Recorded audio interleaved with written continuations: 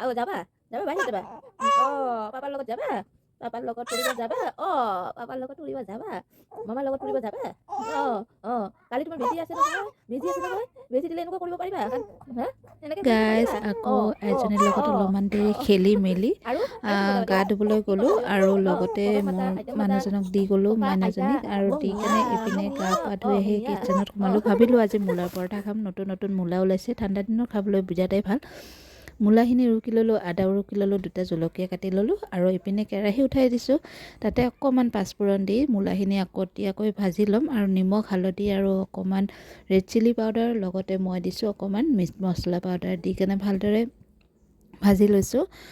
আৰু লগতে ঘৰৰ ধনিয়া আছিলে ঘৰৰ ধনিয়া ছিঙি আনিলোঁ ছিঙি আনি কাটি দিছোঁ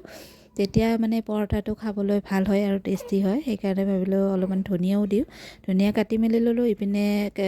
আটাও লৈ লৈছোঁ এটা বাচনত আটা ওলাই লৈ আৰু এইখিনি চব্জি ৰেডি হৈ গৈছে এতিয়া আটাখিনিত চব্জিখিনি দি ধুনীয়াকৈ পানী দি অলপমানকৈ মাৰি দিওঁ কাৰণ কি পানী বেছি দিয়া নাই অকণমান পানী দিব আৰু যিহেতু নিমখ দিয়াই আছে মূলাৰ লগত সেইকাৰণে মূলা আৰু দিয়া নাই